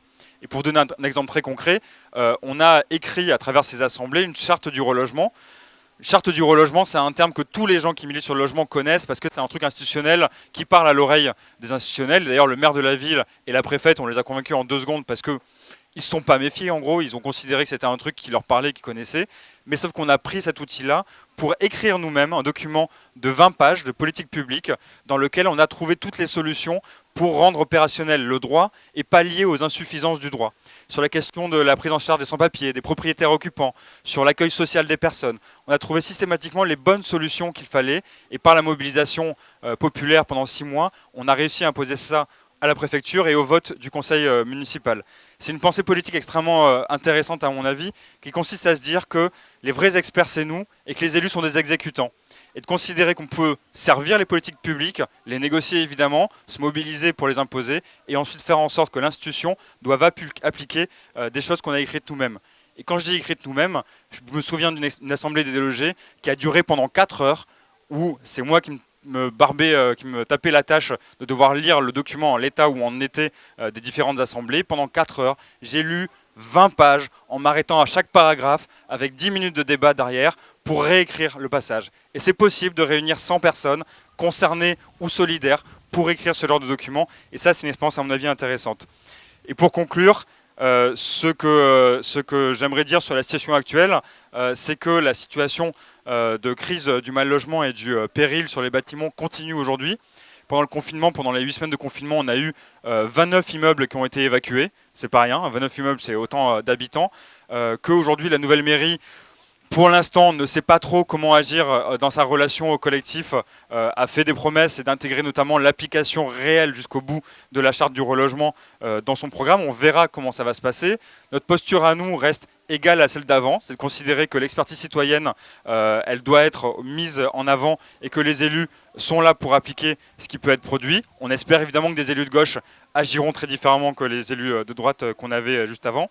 Et peut-être qu'un des enjeux qui nous est commun, et je pense qu'on incarne ici l'élu, l'expert et le militant, et je pense que c'est intéressant de voir en fait cet espace militant sur les questions du mal logement réuni ici. Je pense que l'un des enjeux communs qu'on a à construire dans les prochaines années, et là-dessus, le collectif et les Marseillais sont très volontaristes pour servir de ça, servir d'exemple.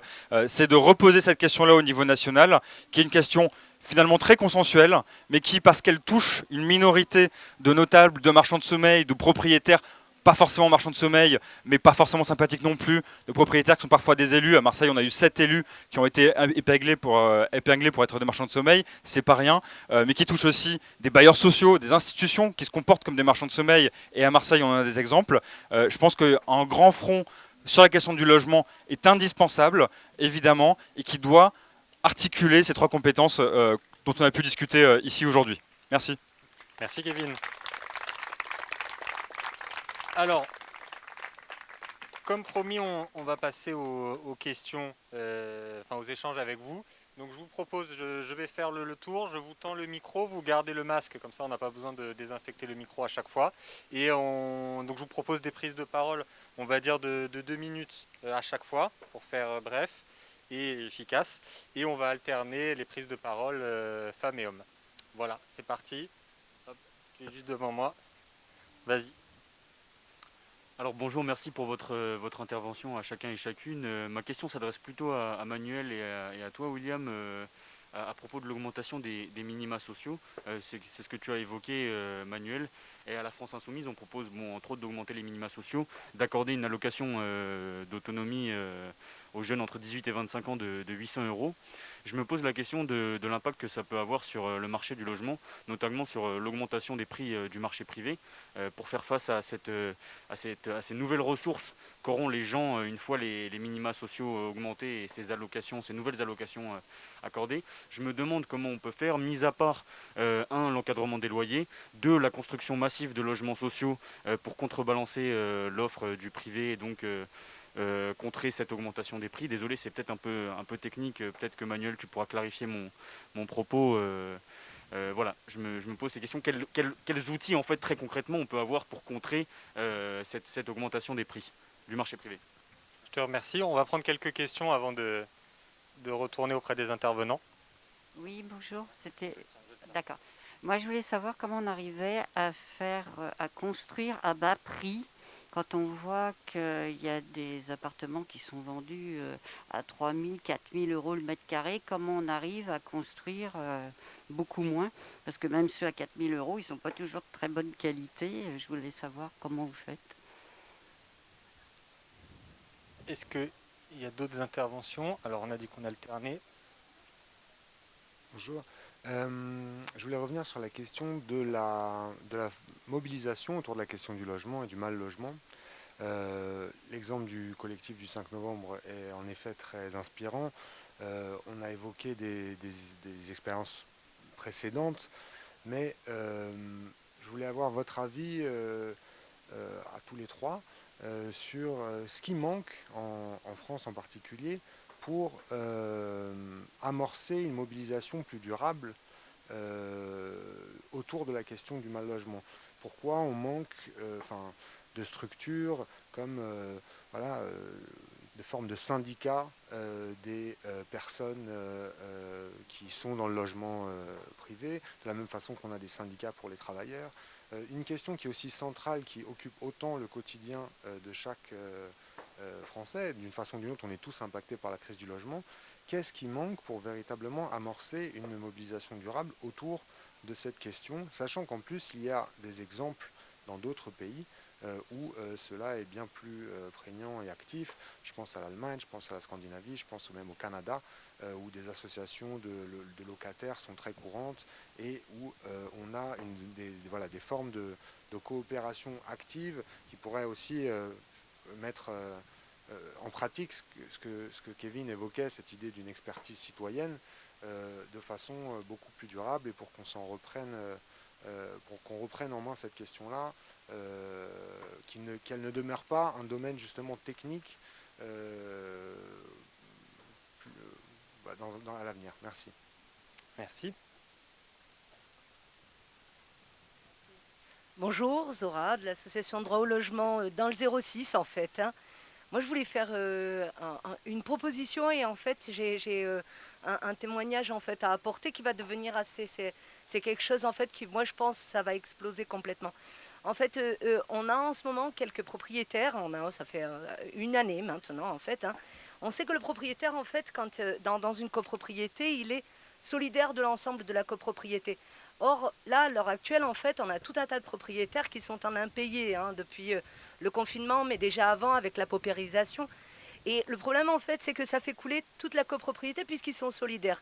Donc, l'ensemble des charges retombe sur l'ensemble de la copropriété. Or, voilà, on a une problématique, c'est à ce moment-là, en fait, on a le juge qui va désigner un gestionnaire juridique, enfin gestionnaire, quoi, qui est souvent un cabinet d'huissier, qui est souvent le même aussi, en fait, qui a acculé la copro un peu à payer. Et ils sont aussi, en fait, c'est un gros cabinet d'huissier, et ils sont aussi promoteurs immobiliers. Ce qui fait qu'en fait, ils reprennent la gestion des immeubles, ils leur foutent des charges 2-3 fois plus élevées que ce qu'ils avaient déjà en fait en temps normal et qu'ils n'arrivaient pas à payer. Donc ils sont encore plus endettés. Plus personne en fait n'arrive à payer. Il y en avait toujours 2-3 qui arrivaient à payer. Là c'est foutu et puis ensuite ils s'accaparent l'immeuble de cette façon-là. Donc on assiste à ça à Nice. C'est de plus en plus présent. Et ensuite en fait moi je voulais faire une proposition. C'est peut-être tout pourri, ça vaut peut-être rien du tout. Dans les mesures d'encadrement pour le parc immobilier, dans un but de justice sociale en fait. Les élus locaux en fait, c'est eux qui ont complètement en fait la main mise sur les autorisations de construire. Or cette autorisation de construire en fait, ça n'a pas toujours été de leur compétence en fait. Et si on retirait en fait cette autorisation de construire aux élus locaux et qu'on adosse l'augmentation du parc immobilier à des conditions de salubrité de l'ensemble du parc existant et à des conditions d'habitation effective de l'ensemble du parc existant par une société qui ressemblerait à ONF, à l'Organisation pour les forêts, et complètement en fait indépendante. Et à ce moment-là, en fait, on enlèverait aux élus locaux cette espèce de propriété qui est la leur et qui leur permet de faire un clientélisme monstrueux et qui leur permet aussi de mettre de mettre tout le pognon de la commune dans des constructions de résidences secondaires. Voilà. Merci. Merci. Est-ce qu'il y a d'autres questions ou interventions? Manuel? Oui, moi, je me demandais par rapport à la question de Marseille, je trouve ça intéressant parce que du coup, il y a cette mobilisation-là et en même temps l'arrivée d'une nouvelle équipe d'élus. Et donc, je me demandais du point de vue du collectif, c'est quoi les actes prioritaires que vous attendez aujourd'hui, que vous attendriez aujourd'hui de la mairie de Marseille et qu'elle pourrait mettre en œuvre pour justement résoudre cette question du mal logement d'une part. Et puis, tu disais que le collectif, tu disais que la nouvelle équipe n'était pas sûre de la façon de travailler avec les collectifs. Du coup, ça m'interrogeait, vous, collectif, vous envisagez comment ce travail-là? Au fond, vous voudriez avoir quelle répartition ou quelle façon de travailler entre votre expertise citoyenne et des acteurs publics comme une mairie, la métropole, etc.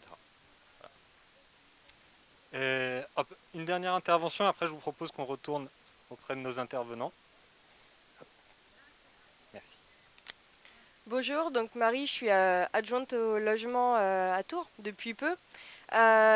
J'avais des situations qui se présentaient à moi qui m'interrogeaient beaucoup. C'est de plus en plus de pétitions dans les immeubles du parc social qui émanent d'habitants qui n'en peuvent plus de leurs voisins avec des nuisances énormes et malgré l'intervention des travailleurs sociaux, on se retrouve à un moment où les personnes sont en situation d'être expulsées avec autorisation de la préfecture.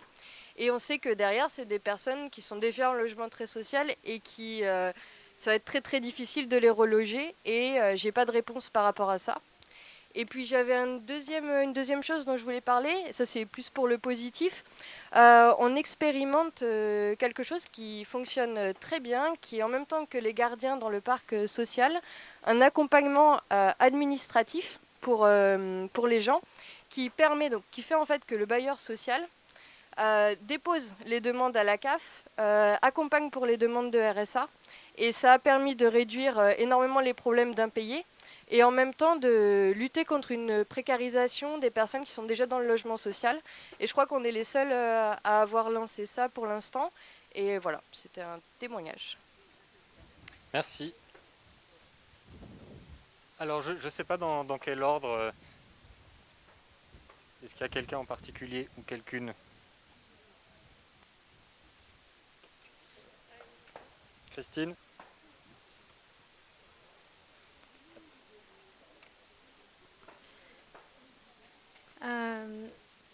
Alors, d'abord sur la question du prix du marché de l'immobilier, est-ce que augmenter les minima sociaux, ça ferait augmenter les coûts, etc.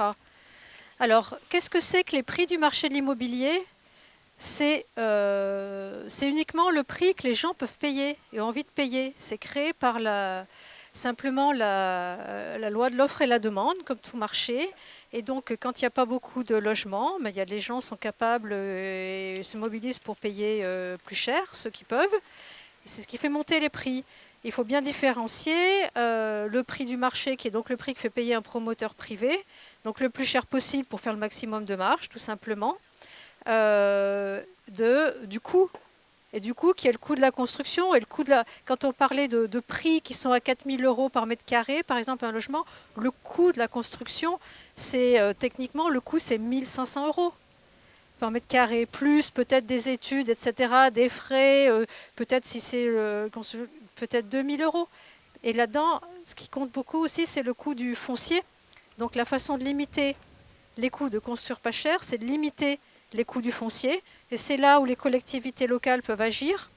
Elles peuvent très bien, quand elles font une opération d'aménagement, quand elles font une ZAC, vendre le foncier à pas cher pour les bailleurs sociaux, pour les opérations d'accession sociale.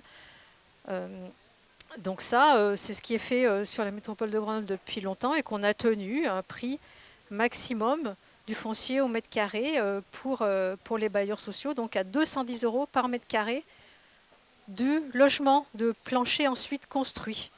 210, voire même un peu moins pour faire du trait social. Ça veut dire que les collectivités payent la différence quelquefois. Mais c'est aussi un prix du foncier qui est réglé aussi par la question du PLUI. Quand sur un PLUI, vous mettez qu'une parcelle, elle est réservée à 100% de logement social, et que tout le monde sait qu'effectivement, le logement social sur la métropole, le foncier, il est à 210 €, le propriétaire ne pourra pas le vendre à plus de 210 €. Il ne trouvera pas d'acheteur. Donc ça limite. Ça limite les prix et ça permet ensuite aux bailleurs sociaux de pouvoir construire. Et donc par rapport au privé, les solutions, c'est d'avoir d'une part soit un office foncier solidaire dont on a parlé tout à l'heure, donc garder le foncier en propriété publique ou d'un office foncier donc solidaire public, et qui va donc garder ce foncier et empêcher la spéculation, y compris, ça permet aussi de limiter les prix à la revente, c'est-à-dire qu'on vend les murs à un ménage en accession sociale, donc un prix d'accession sociale à un ménage qui est sous les plafonds de revenus d'accession sociale, et ensuite s'il ne peut pas revendre en récupérant la différence avec le marché, il ne peut revendre qu'au prix de l'accession sociale encore, et à un ménage qui est sous les revenus d'accession sociale. Donc ça permet vraiment d'empêcher la spéculation et de garder les prix à ces niveaux-là. Donc ça, effectivement, il y en a plusieurs qui ont été créés. Nous, effectivement, sur la métropole de Grenoble, il vient d'être créé aussi, il n'a pas encore démarré, mais c'est des outils qui sont précieux.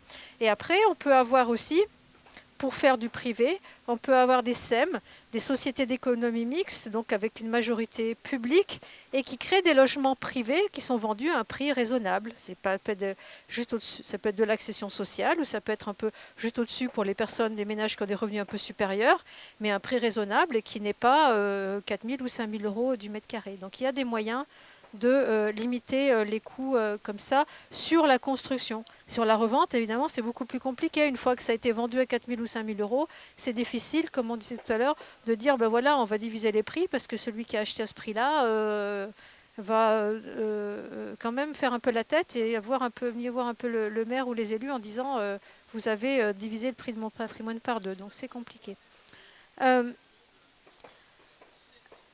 Sur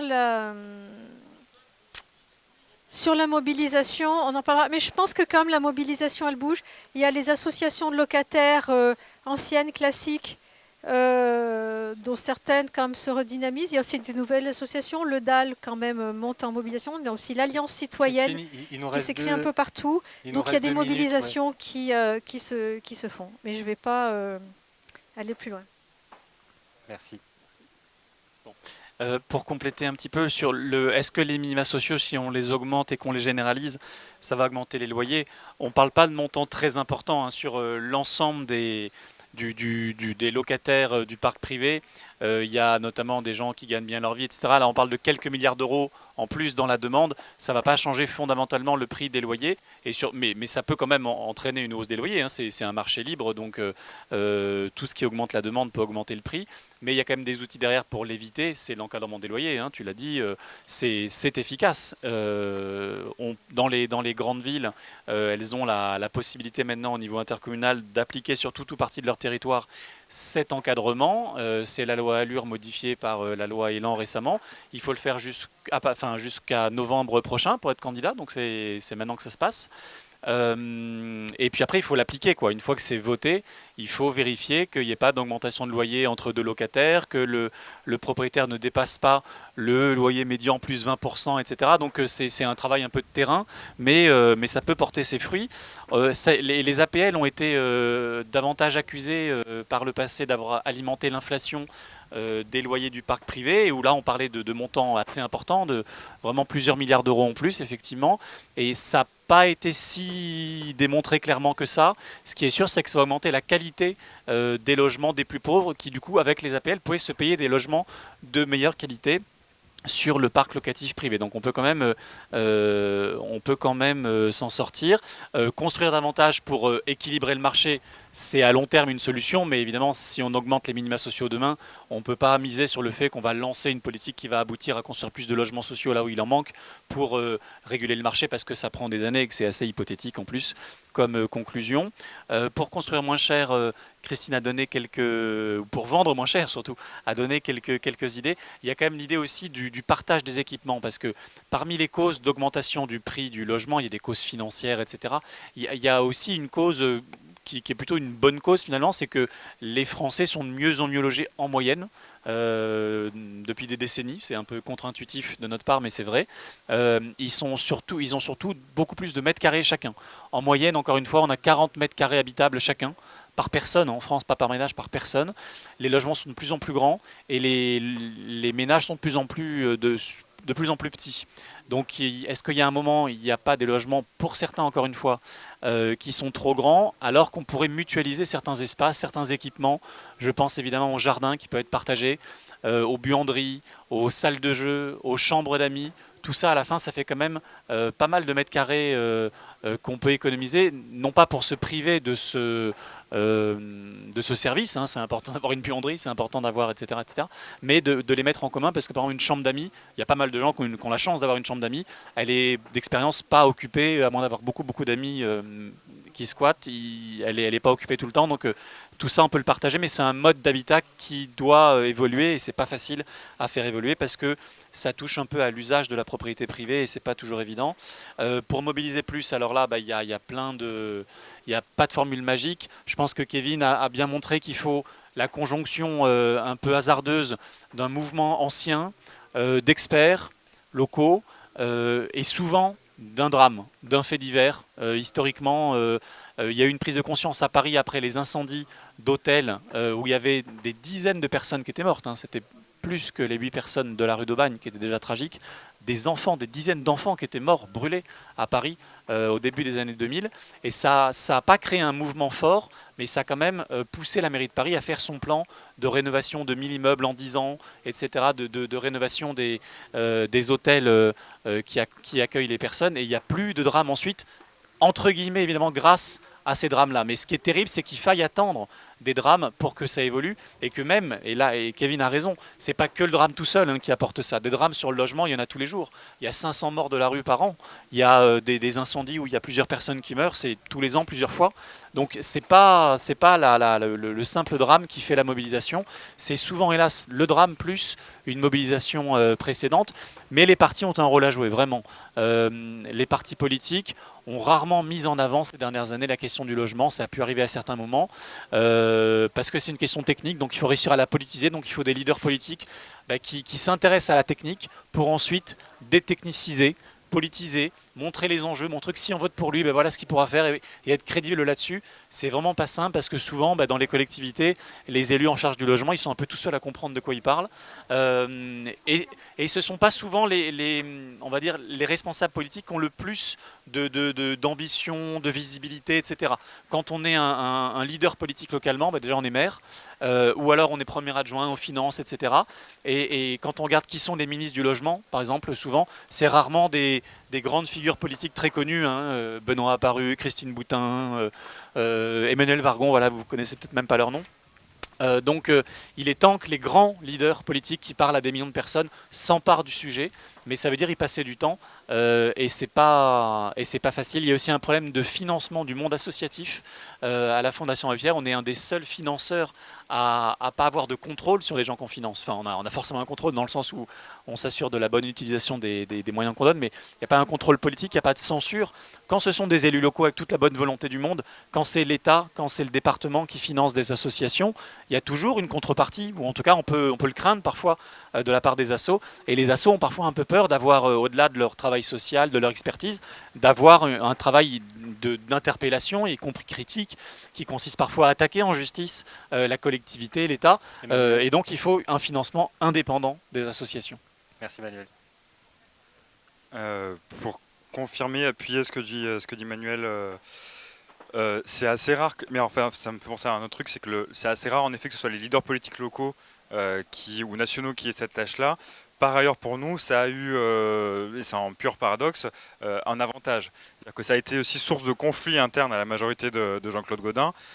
Cette affaire, évidemment, une partie de la municipalité a très rapidement compris que ce n'était pas que ce qu'ils appellent leurs opposants. C'est la rhétorique d'autoconviction de la majorité de Gaudin pendant des années. Ils ont très rapidement compris que certains des leurs étaient là, ce qui est un des éléments explicatifs d'ailleurs de la victoire du printemps marseillais. Et là-dedans, à travers ça, il y a eu une division importante où l'élu au logement, qui est la présidente locale, enfin à l'époque, la présidente locale de l'UDI, le fait d'avoir donné ce portefeuille à la présidente de l'UDI, c'était filer quelque chose de intéressant quand même, pas non plus le truc dont tout le monde se fout qu'on va donner aux partenaires, mais quand même quelque chose qui n'était pas trop central.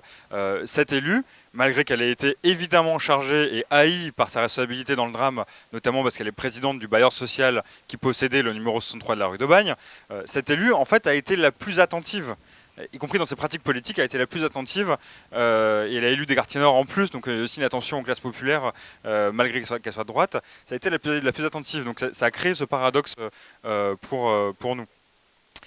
Sur les questions qui m'étaient adressées, sur qu'est-ce qu'on attend comme acte prioritaire de la nouvelle mairie, c'est toi qui posais la question. Alors, très rapidement, 2 semaines après l'élection de Michel Rubirola, on a rendu un rapport d'10 dizaine de pages qui était une synthèse en fait des demandes qu'on faisait. Je ne vais pas le détailler.